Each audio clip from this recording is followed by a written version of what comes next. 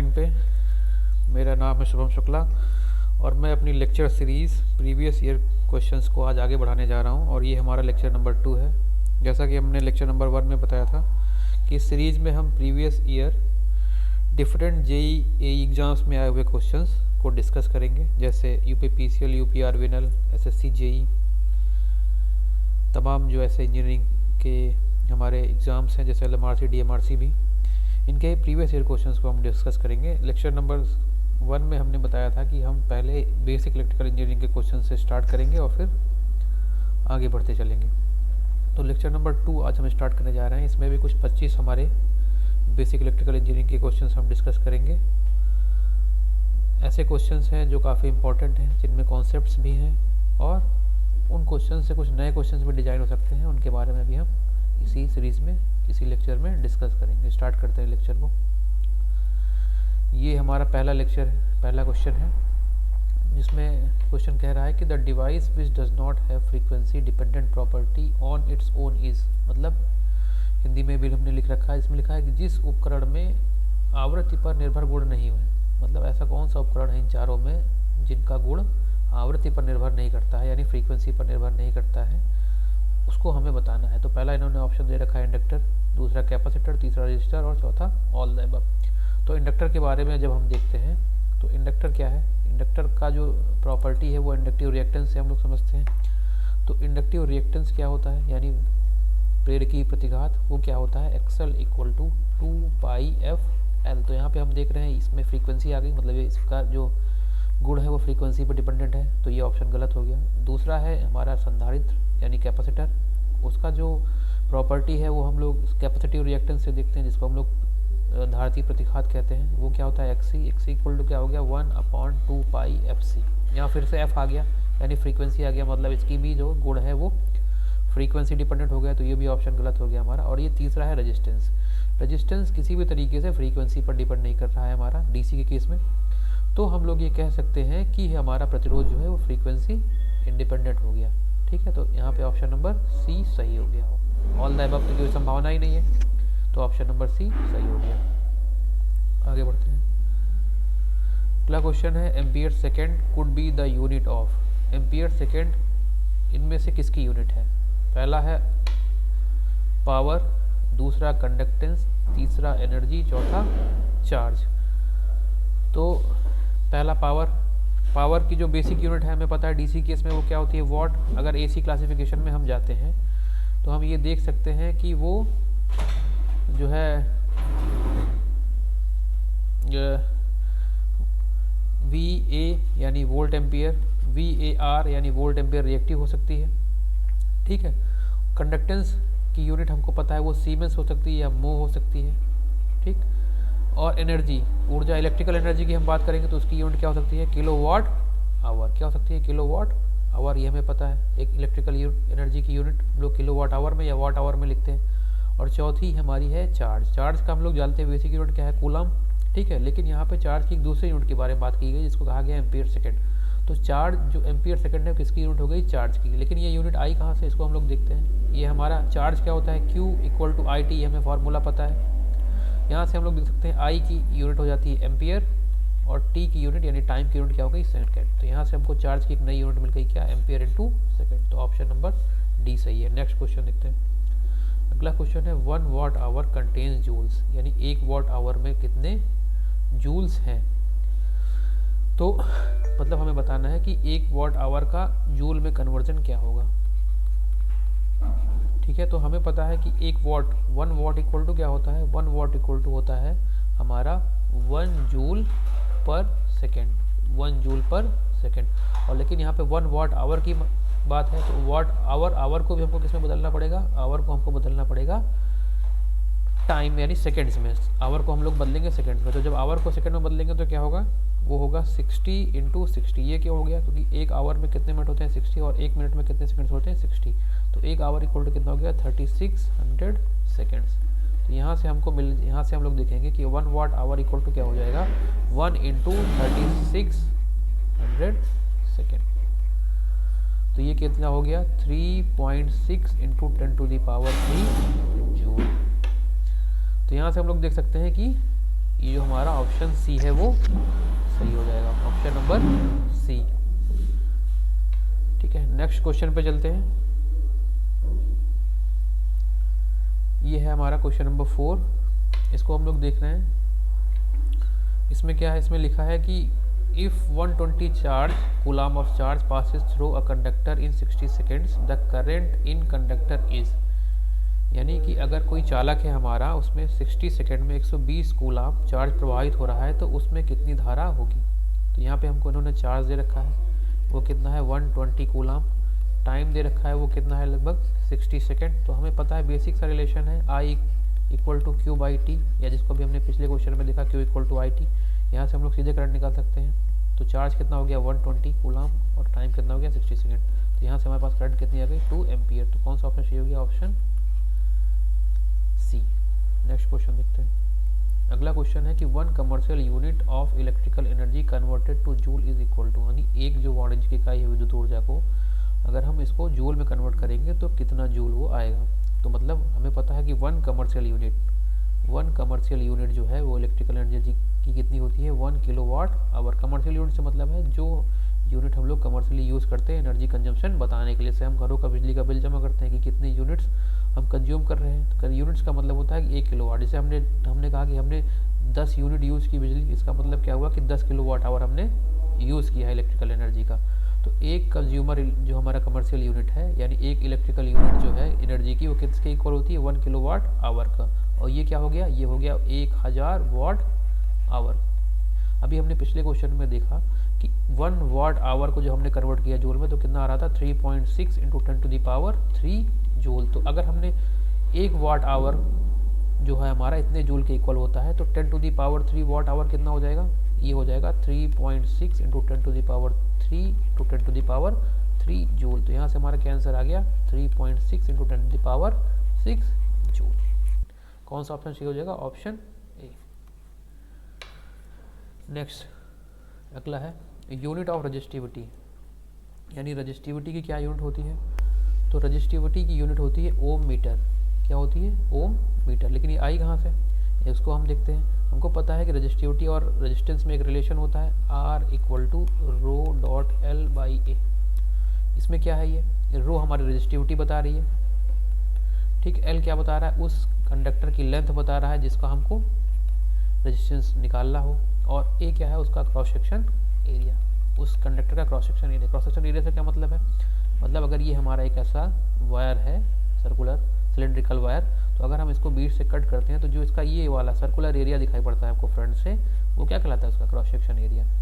तो यहाँ से हम रिलेशन देख सकते हैं। हमें पता है कि R यानी रेजिस्टेंस की यूनिट हो गई ओम, रो की रेजिस्टिविटी की हमको यूनिट निकालनी है, L की यूनिट हो गई मीटर, और हमारा जो एरिया का यूनिट क्या हो गया वो मीटर स्क्वायर।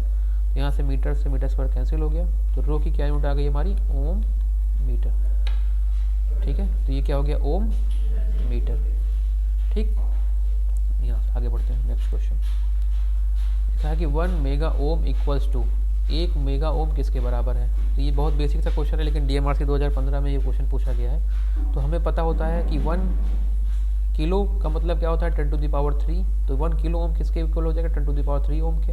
वैसे ही 1 मेगा ओम किसके इक्वल हो जाएगा, ये हो जाएगा 10⁻6 ओम। अगर हमको पूछा जाए 1 गीगा ओम किसके इक्वल होगा, तो किसके इक्वल हो जाएगा 10⁻9 ओम के, ठीक। तो कौन सा ऑप्शन सही हो गया इसमें, ऑप्शन नंबर ए में 1 मेगा ओम किसके इक्वल हो जाएगा 10⁻6। नेक्स्ट क्वेश्चन देखते हैं। अगला क्वेश्चन है what is the power consumed by the register of 20 ohm connected across 100 volt source. मतलब एक हमारा 100 वोल्ट का सोर्स है, उसके आर पार यानी उसके क्रॉस उसके जो है टर्मिनल्स पे हमने एक 20 ओम का प्रतिरोध लगा दिया, तो उस प्रतिरोध में कितनी शक्ति का व्यय होगा, यानी कितनी जो हमारी एनर्जी पावर है वो कंज्यूम होगी। तो हमको पता है पावर वोल्टेज और रेजिस्टेंस में एक रिलेशन होता है, बेसिक इलेक्ट्रिकल में हमने पढ़ा, वो क्या होता है P यानी पावर इक्वल टू वोल्टेज का स्क्वायर अपॉन रेजिस्टेंस, यानी पावर इक्वल टू यानी शक्ति इक्वल टू वोल्टता का स्क्वायर अपॉन प्रतिरोध। तो यहाँ पे हमको वोल्टेज दिया हुआ है, कितना दिया हुआ है 100 स्क्वायर होगा तो क्या हो जाएगा, यानी 2 टाइम्स मल्टीप्लाई हो जाएगा अपॉन रेजिस्टेंस की वैल्यू दे रखी है 20। यहाँ से ये कट करेंगे, ये 5 हो गया। तो हमारा जो पावर कंजम्पशन आया वो कितना आया, यानी पावर का जो हमारा व्यय हुआ कितना आया वो 500 वाट। तो यहाँ से कौन सा आंसर सही हो गया, आंसर नंबर बी। सिंपल सा क्वेश्चन था, SSC GE 2015 में पूछा गया। नेक्स्ट क्वेश्चन देखते हैं हम लोग।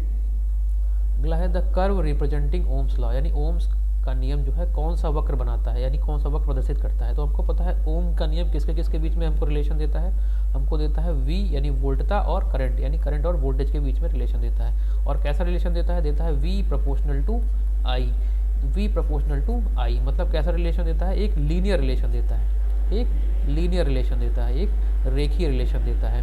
हम लोग देखते हैं, अगर हम लोग इसको ड्रॉ करेंगे एक ग्राफ में, तो ये हमारा वोल्टता हो गया, ये हमारी करंट हो गई, और इसके बीच में जब हम लोग एक ग्राफ ड्रॉ करेंगे तो वो क्या आएगा, एक स्ट्रेट लाइन आएगी, एक एकदम सीधी लाइन आएगी। तो यहाँ पे कौन सा रिलेशन हो जाएगा, लीनियर रिलेशन हो जाएगा, एक लीनियर रिलेशन मिलेगा।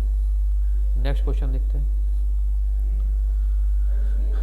नेक्स्ट क्वेश्चन में कह रहा है कि the circuit whose properties are similar in either direction is known as, कि एक सर्किट जिसका प्रॉपर्टी सेम रहती है दोनों डायरेक्शंस में। दोनों डायरेक्शन से मतलब क्या हो गया, दोनों डायरेक्शन से मतलब होता है करंट की डायरेक्शन से। अगर हम करंट की डायरेक्शन उसमें बदल दें तो भी उसकी प्रॉपर्टी में कोई बदलाव नहीं आने, और मतलब उसके गुणधर्म में कोई बदलाव नहीं है, तो ऐसे सर्किट को हम लोग क्या कहेंगे।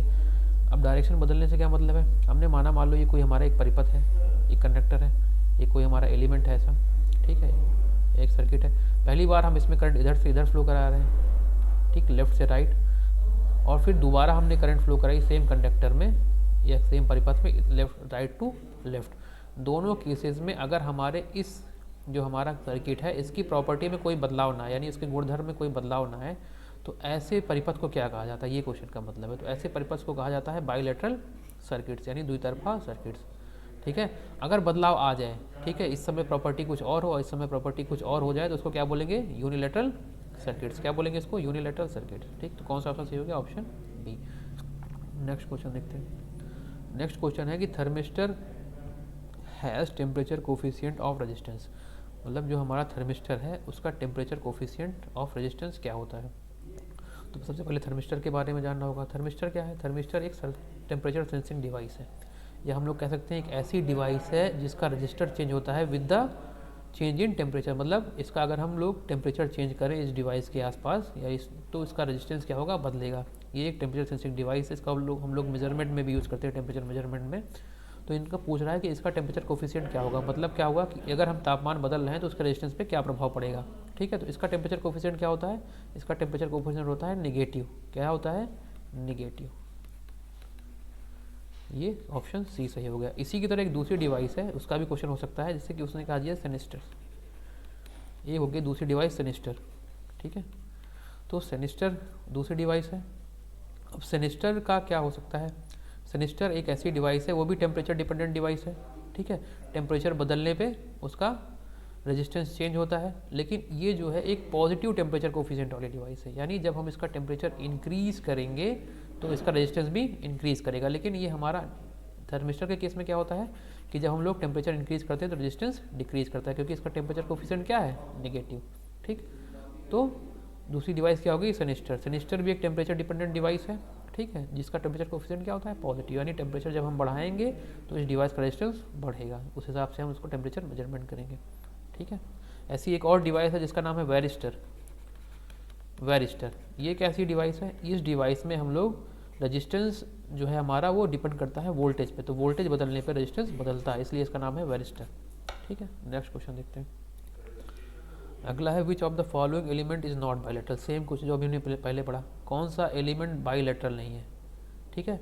तो बाइलेटरल एलिमेंट क्या होते हैं, वही हमने बताया, बाइलेटरल एलिमेंट वो होते हैं जिनमें हमारा जो प्रॉपर्टी है हमारे एलिमेंट का वो ना बदले अगर हम उसमें करंट की डायरेक्शन बदल दें, यानी करंट की डायरेक्शन अगर अपोजिट कर दें फिर भी उसका जो हमारा प्रॉपर्टी है वो ना चेंज हो, ठीक। तो ऐसा जो एलिमेंट्स होते हैं उनमें आते हैं रेजिस्टेंस, कैपेसिटर, इंडक्टेंस, ये सब क्या है, ये हमारे बाइलेटरल एलिमेंट्स हैं। और जो हमारे यूनिलेटरल है वो कौन से, जैसे हमारा डायोड हो गया, हमारा ट्रांजिस्टर हो गया, ठीक है, हमारा मॉसफेट हो गया, ये सब क्या है, ये सब यूनिलेटरल एलिमेंट्स हैं, ठीक। अगर हम इनमें करंट की डायरेक्शन बदल देंगे तो इसमें क्या होगा, हमारा जो प्रॉपर्टी है वो उस एलिमेंट की बदल जाएगी, ठीक है, यानी वो एक अलग ग्राफ शो करने लगेगा, अलग प्रॉपर्टी शो करने लगेगा। जैसे हम लोग डायोड की तरफ में देखते हैं कि जब उसको फॉरवर्ड बाइस में रखते हैं तो उस समय वो उसका कंडक्शन मिलता है, रिवर्स बाइस में रखते हैं तो वो ब्लॉक कर देता है, यानी वो हाईली रेजिस्टिव डिवाइस की तरह काम करने लगता है या ओपन सर्किट की तरह काम करने लगता है, ठीक है।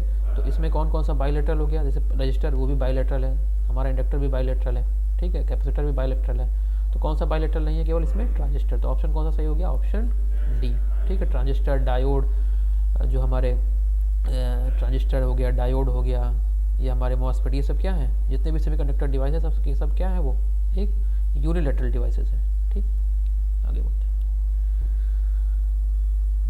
अगला जो है हमारा क्वेश्चन दिया हुआ है कि a conductor has a constant current of 6 ampere, how many electron passes a fixed point of conductor in 2 minutes. मतलब अगर किसी हमारे कंडक्टर में 6 एम्पियर की करंट 2 मिनट्स के लिए फ्लो हो रही है, तो कितने इलेक्ट्रॉन्स यानी कितने नंबर ऑफ इलेक्ट्रॉन्स एक निश्चित बिंदु से गुजरेंगे।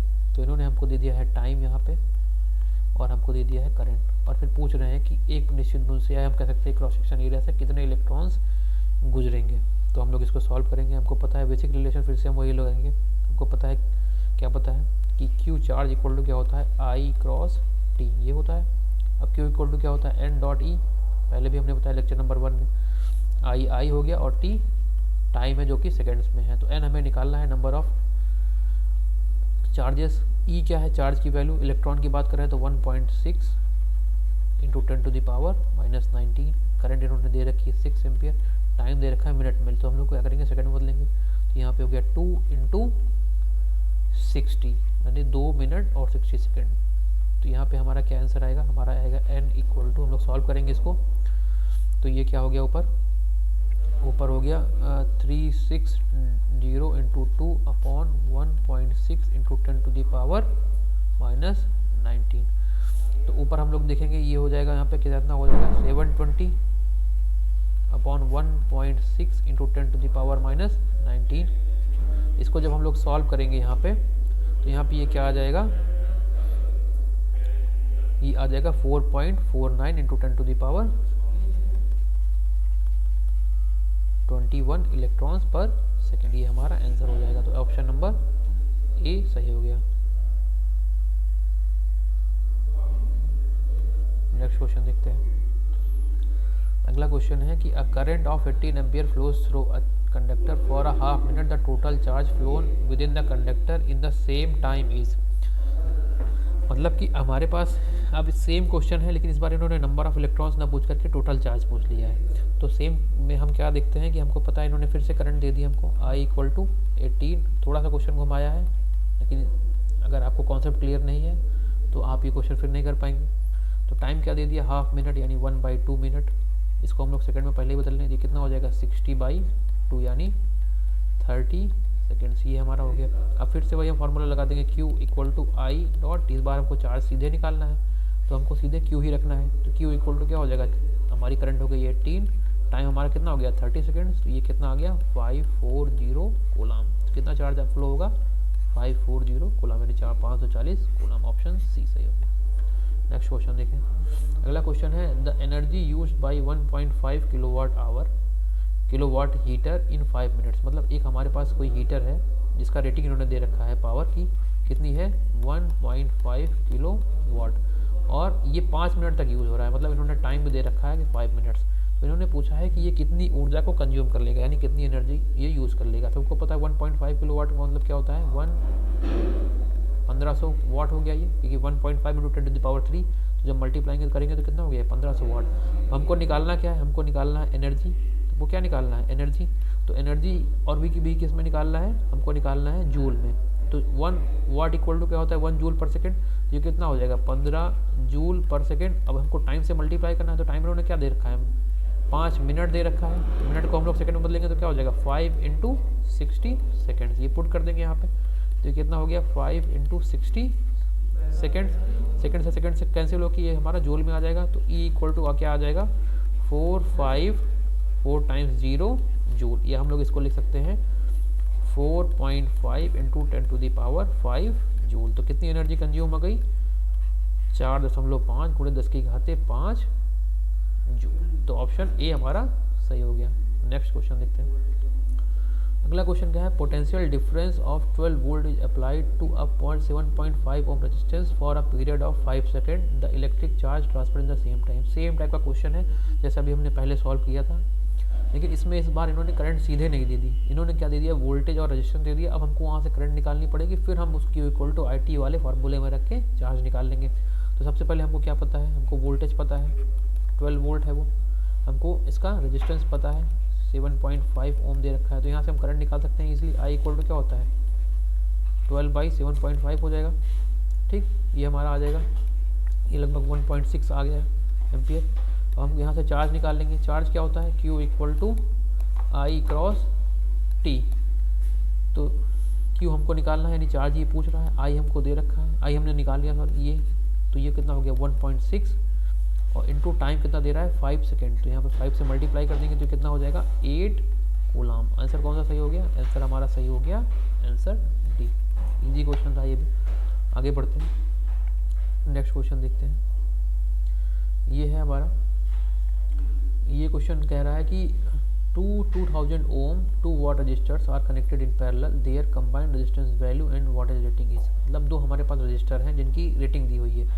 पहला रजिस्टर ये हम मानते हैं R1 है, इसका जो रजिस्टेंस है वो 2000 ओम दिया हुआ है और इसका वोल्टेज कितना दे रखा है 2 वाट दे रखा है। ठीक, ऐसा ही दूसरा हमारा रजिस्टेंस है ये क्या रहा है 2000 ओम, इसका भी जो है रजिस्टेंस है, उसका जो 2 वाट रेटिंग है। कह रहा है अगर हम दोनों को पैरेलल में जोड़ दें, यानी हम इसको पैरेलल में जोड़ दें ऐसे, ठीक, इनको दोनों को पैरेलल में जोड़ दिया, तो अब ये जो कंबाइंड हमारे पास ये बना रेजिस्टेंस का कॉम्बिनेशन, इसका पहले हमें प्रतिरोध बताना है और फिर इसका वोल्टेज रेटिंग बताया। तो देखो दो पैरेलल रेजिस्टेंस जब जोड़ते हैं तो हमें पता है वो इक्विवेलेंट रेजिस्टेंस क्या हो जाता है, R equivalent equal to R1 into R2 upon R1 plus R2 ये होता है। यहाँ पे वैल्यू पुट कर दें हम लोग तो कितना हो जाएगा 2000 इंटू 2000 अपॉन, दोनों को ऐड करेंगे तो कितना आ जाएगा 4000, कट करेंगे तो सब कैंसिल होकर कितना आ जाएगा 1000। ठीक, तो हमारा R इक्वलेंट कितना आ गया 1000 ओम। तो यहाँ पे हम लोग देख सकते हैं कि AB में भी 1000 ओम है और 2B में भी, तो A और B में कोई ऑप्शन होगा। और हमें चाहिए क्या दूसरा, हमें चाहिए वोल्टेज रेटिंग। तो कभी भी याद रखें जब भी पैरेलल में दो रेजिस्टेंस जुड़ते हैं, दो जो है रजिस्टिव डिवाइसेस जुड़ती हैं, तो जो उनका वोल्टेज रेटिंग होती है वो क्या हो जाती है, ऐड हो जाती है। क्या हो जाती है, ऐड हो जाती है। तो यहाँ पे क्या हो जाएगा W1 प्लस W2, ये कितना हो गया 2 + 2 इक्वल टू 4 वाट। तो कितना आ गया 4 वाट। तो ऑप्शन कौन सा सही हो जाएगा, ऑप्शन बी। नेक्स्ट देखते हैं, नेक्स्ट क्वेश्चन है कि 2 registers R1 and R2 gives combined resistance 4.5 ohm when in series and 1 ohm when in parallel. The resistances R1 and R2 are, मतलब कह रहा है कि दो हमारे संयुक्त प्रतिरोध हैं, दो प्रतिरोध हैं, जब उनको हम लोग श्रृंखला यानी श्रेणी में जोड़ते हैं तो उनका जो इफेक्टिव रेजिस्टेंस आता है वो आता है 4.5, और जब हम समांतर में जोड़ते हैं तो कितना आता है 1 ओम। तो बताना है कि दोनों प्रतिरोधों का मान क्या होना चाहिए। तो इसे जब श्रेणी में जोड़ते हैं तो क्या होता है, हमारा रेजिस्टेंस का इक्विवेलेंट R1 प्लस R2 हो जाएगा। वो इन्होंने कितना दे रखा है 4.5, और ये कह रहे हैं कि जब पैरेलल में जोड़ते हैं तो वो कितना हो जाएगा, वो 1 ओम हो जाएगा। तो पैरेलल में हमें पता है R इक्विवेलेंट कितना, अभी पिछले क्वेश्चन में देखा, तो R1 into R2 upon R1 plus R2 ये हो जाएगा। ये कितना दे रहा है 1 ओम। तो R1 प्लस R2 की वैल्यू हमने ऊपर रखी है, कितनी है ये 4.5 है, कितनी है ये 4.5, इधर जाके ये मल्टीप्लाई हो जाएगा। तो R1 इंटू R2 कितना हो जाएगा 4.5। अभी यहाँ से हम क्या कर सकते हैं, थोड़ा लॉन्ग कैलकुलेशन अगर आप चाहें तो ऐसे कर सकते हैं कि हम लोग फिर यहाँ से R1 माइनस R2 की वैल्यू निकाल लेंगे। कैसे निकालेंगे, हमको पता है R1 माइनस R2 का होल स्क्वायर इक्वल टू क्या होता है R1 प्लस R2 का whole square minus 4R1 R2। यहाँ पे हमको R1 प्लस R2 की वैल्यू भी पता है, हमको R1 इंटू R2 की वैल्यू भी पता है। यहाँ से हमारा R1 माइनस R2 निकल आएगा, और फिर हमने एक इक्वेशन ये और एक इक्वेशन ये, इक्वेशन नंबर इसको 1 करके इक्वेशन नंबर 2 करके यहाँ से हम लोग R1 R2 की वैल्यू निकाल सकते हैं। या अब हमें क्योंकि कम्पिटिटिव एग्जाम्स की परीक्षाएं देनी है तो जल्दी चाहिए, तो हम लोग क्या करेंगे, ऑप्शंस में जाएंगे। हम देखेंगे कि यहाँ पे हमारे पास R1 इंटू R2 कितना आ रहा है 4.5। तो मतलब कौन से ऐसे दो रेजिस्टेंस है ऑप्शन में जिनका मल्टीप्लिकेशन 4.5 आएगा। तो पहला हम लोग ऑप्शन देखें, तो अगर इसका जब मल्टीप्लाई करेंगे तो कितना आ जाएगा 5, तो ये गलत हो गया। दूसरा मल्टीप्लाई करेंगे तो कितना आएगा 3.5, ये भी गलत हो गया। तीसरा मल्टीप्लाई करेंगे तो क्या आ गया 4.5, ये सही हो गया। और चौथा जब देखेंगे मल्टीप्लिकेशन होगा तो कितना आ जाएगा 2 ओम, ये भी गलत हो गया। तो ऑप्शन कौन सा सही हो गया, ऑप्शन सी। ये हमारा जल्दी करने का क्वेश्चन। कुछ क्वेश्चन हम लोग सीधे आंसर से लगाते हैं क्योंकि उसका जो प्रोसीजर थोड़ा लंबा होगा, आंसर से अगर सॉल्व करेंगे तो थोड़ा जल्दी हो जाएगा। तो ये हमारा जल्दी सॉल्व हो गया। आगे देखते हैं, नेक्स्ट है कि 400 watt bulbs are connected in parallel across a 200 volt supply line if one bulb is get fused. अगर एक बल्ब उनमें से फ्यूज हो गया, मतलब 4 हमारे बल्ब हैं जो 200 वोल्ट आपूर्ति लाइन से समांतर में जुड़े हुए हैं, अगर उसमें एक भी बल्ब फ्यूज हो जाएगा तो क्या इम्पैक्ट पड़ेगा उसके बारे में बताना है। तो मतलब हमारे पास ये ऐसे 4 लैंप्स है, मान लीजिए एक लैंप ये हो गया, रजिस्टिव लैंप होते हैं सारे, ये एक लैंप हो गया, एक लैंप ये हो गया, एक लैंप ये हो गया, ये हमारे पास 4 लैंप्स हैं। अब ये पैरेलल में जुड़े हुए हैं किसी वोल्टेज सोर्स से जिसका वो इन्होंने वैल्यू दे रखी है, ठीक है, 200 वोल्ट दे रखी है, ये एक सोर्स है हमारा, ठीक, ये 100 वाट का बल्ब है, ये 100 वाट का बल्ब है, ये भी 100 वाट का बल्ब है, ये भी 100 वाट का बल्ब है।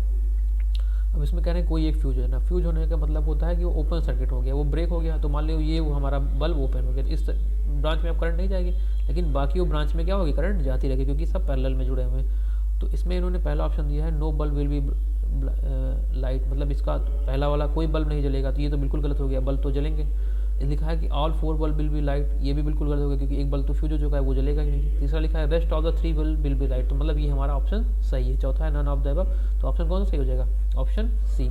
अगर यही सीरीज की बात करता है कि चारों सीरीज में जुड़े हुए हैं, तो कैसे सीरीज में सब जुड़ते हैं, ऐसे ऐसे, ये हमारा पहला बल्ब होता है, ये दूसरा, ये तीसरा, ये चौथा, ये बल्ब 1 2 3 और ये 4 हो जाता है। अगर इसमें एक भी बल्ब फ्यूज हो गया, यानी पहला बल्ब फ्यूज हो गया, तो क्या हो गया, ये ओपन सर्किट हो गया, तो करंट आगे फ्लो नहीं करेगी। तो इस केस में कौन सा ऑप्शन सही हो जाता है, ऑप्शन नंबर ए, ठीक है, मतलब कोई भी बल्ब फिर नहीं जलता, क्योंकि यहाँ पर सर्किट ब्रेक हो गया और ओपन सर्किट में कभी भी करंट फ्लो नहीं करती है। इससे क्या होगा, हमारा सर्किट ओपन हो जाएगा और करंट फ्लो नहीं करेगी, जिससे कोई बल्ब नहीं जलेगा। लेकिन इस केस में कौन सा ऑप्शन होगा, सी, क्योंकि सब पैरेलल में जुड़े हुए हैं। नेक्स्ट क्वेश्चन देखते हैं।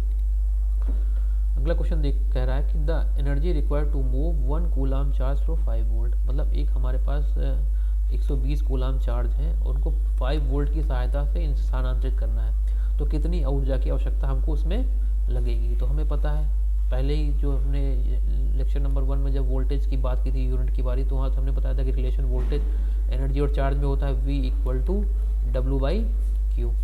यहाँ पे V कितना दे रखा है 5, W हमको निकालना है कितनी एनर्जी चाहिए, और चार्ज कितना है, चार्ज है हमारा 120 यानी 120 कूलाम। तो यहाँ से हमारी कितनी एनर्जी आ जाएगी, ये एनर्जी आ जाएगी 600 जूल। 600 जूल, एकदम इजी क्वेश्चन था ये। तो मतलब हमें 600 जूल एनर्जी रिक्वायरमेंट होगी 120 कूलाम चार्ज को 5 वोल्ट के थ्रू पास करने में। ये हमारा सही हो गया, ऑप्शन नंबर बी। नेक्स्ट देखते हैं। अगला है कि current always flow in the direction, basic सा क्वेश्चन है, लेकिन फिर भी BSNL TTA में एक बार 2016 में पूछा गया और भी जगह पूछा गया है। तो मतलब क्या रहा है कि जो हमारा करंट की डायरेक्शन है वो किस तरीके से इलेक्ट्रॉन्स पर डिपेंड करेगी, उसके बारे में ऑप्शन सी है। जैसे पहले कह रहा है अपोजिट टू द इलेक्ट्रॉन, यानी इलेक्ट्रॉन का जो प्रवाह होगा उसकी दिशा की विपरीत में। दूसरा direction same as the electron, जिस दिशा में इलेक्ट्रॉन फ्लो कर रहा है उस दिशा में। तीसरा कह रहा है इलेक्ट्रॉन के प्रवाह से स्वतंत्र, यानी उसके इंडिपेंडेंट ऑफ इलेक्ट्रॉन फ्लो, उससे स्वतंत्र होगी। या चौथा कह रहा है इनमें से कोई नहीं।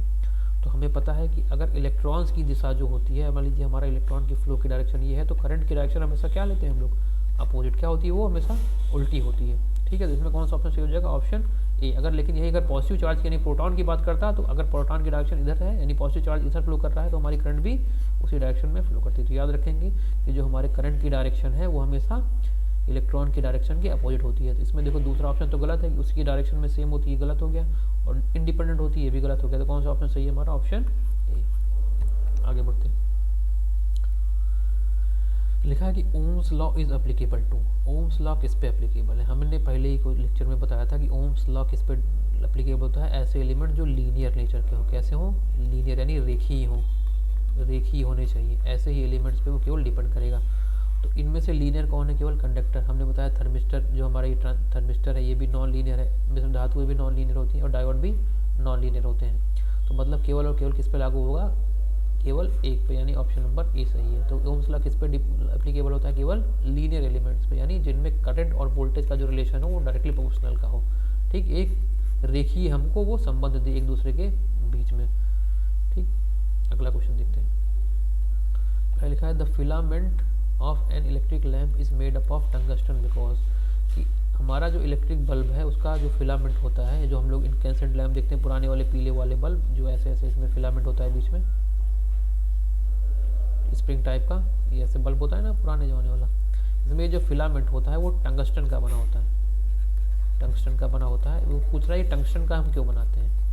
तो पहला ऑप्शन देना क्योंकि सस्ता है, दूसरा एक ब्राइट चमकीला है, तीसरा क्योंकि ये इसका गलनांक अधिक होता है, चौथा इसका प्रतिरोध कम होता है। तो हम लोग क्यों यूज़ करते हैं, क्योंकि इसका गलनांक बहुत अधिक होता है, क्योंकि जो हमारा बल्ब है जब उसमें हम लोग करंट फ्लो कराते हैं तो हाईली रेजिस्टिव होने के कारण वहाँ पे बहुत अधिक तापमान उत्पन्न होता है। उस तापमान के कारण क्या होगा, अगर हम लोग कम गलनांक वाली धातु यूज़ करेंगे तो उनके पिघलने के चांसेस होते हैं, क्योंकि हीट एनर्जी तभी लाइट एनर्जी बदलेगी जब उसका टेम्परेचर बहुत ज़्यादा होगा। तो इसलिए हम लोग टंगस्टन यूज़ करते हैं। टंगस्टन क्यों यूज़ करते हैं, ताकि क्योंकि उसका मेल्टिंग पॉइंट काफ़ी हाई है और उसका जो टेम्परेचर कोफिशिएंट ऑफ रेजिस्टेंस है, यानी जो हमारा प्रतिरोध ताप गुणांक है, वो भी कम होता है, इसलिए हम लोग टंगस्टन यूज़ करते हैं। तो कौन सा ऑप्शन सही हो जाएगा, ऑप्शन सी, कि इसका मेल्टिंग पॉइंट हाई होता है। अगला क्वेश्चन देखते हैं। इसमें लिखा है कि the conduction of electricity through conductor takes place by, मतलब किसी भी जो चालक है, कंडक्टर है, उसमें हमारी जो विद्युत धारा है यानी करंट है वो क्यों फ्लो होती है, इलेक्ट्रिसिटी क्यों फ्लो होती है, किसके कारण फ्लो होती है। तो बहुत बेसिक सा क्वेश्चन है, लेकिन यूपीआरबीएनएल 2015 में पूछा गया। तो ऐसे मिक्सचर क्वेश्चन आते हैं, कुछ इजी, कुछ मॉडरेट, कुछ टफ टाइप के। तो उसमें से एक ये इजी टाइप का क्वेश्चन है, जिसमें पहला इन्होंने ऑप्शन दे रखा है प्रोटॉन, दूसरा न्यूट्रॉन, तीसरा बॉन्डेड इलेक्ट्रॉन, चौथा फ्री इलेक्ट्रॉन। सबको पता है किसके कारण फ्लो होती है, फ्री इलेक्ट्रॉन से। किसके कारण, फ्री इलेक्ट्रॉन से। लेकिन फिर भी अगर किसी को कन्फ्यूजन हो तो वो दूर कर ले कि जो हमारी जो इलेक्ट्रिसिटी फ्लो होती है कंडक्टर में, किसके कारण फ्लो होती है, फ्री इलेक्ट्रॉन से। ऐसे इलेक्ट्रॉन जिनको मुक्त इलेक्ट्रॉन कहते हैं, जो हमारा विद्युत धारा का चालन कराते हैं, क्योंकि इनके चालन से ही इलेक्ट्रिसिटी उत्पन्न होती है, इसलिए इसको बोलते हैं कंडक्शन करंट। आगे देखते हैं। अगला क्वेश्चन है कि two parallel conductors current is flowing in same direction. If the current is double in each conductor, then force between the drivers will be। कहना है कि दो हमारा जो है, ये मतलब हिंदी में मैं पढ़ देता हूँ, दो समांतर चालकों में एक ही दिशा में धारा प्रवाहित हो रही हो, यदि प्रत्येक चालक में धारा 2 गुनी कर दी जाए तो चालकों के बीच में बल कितना होगा। मतलब दो हमारे पास चालक हैं, ठीक है, और इसमें अभी जो कह रहे हैं कि एक ही दिशा में हमारी करंट फ्लो हो रही है, ठीक, ये हमारी आई फ्लो हो रही है, इसमें भी आई सेम धारा फ्लो हो रही है। अगर हम इन धारा का मान 2 गुना कर दें, मतलब इसमें भी 2i कर दें और इसमें भी 2i कर दें, तो यहाँ पे हमारा अब जो इनके बीच में जो बल लगने वाला है उसमें क्या इम्पैक्ट पड़ेगा, क्या इफेक्ट आएगा, क्या प्रभाव पड़ेगा, और वो बल किस प्रकार का होगा, ये इन्होंने पूछा। तो हमें पता है कि एक रिलेशन होता है दो चालकों के बीच में, अगर धारा प्रवाहित हो रही हो तो उसका फोर्स कैसे निकालते हैं, वो force per metre length F delta L क्या होता है, mu I1 I2 upon 2 pi D. D क्या है यहाँ पे, डी है इन दोनों चालकों के बीच का डिस्टेंस, या हम लोग कहीं कहीं आर भी पढ़ते हैं, तो 2 पाई आर या 2 पाई डी हो सकता है। तो यहाँ पे हम लोग देख रहे हैं कि करंट पहले दोनों में सेम है, तो उस समय क्या हो जाएगी, ये 1:1 रहेगी।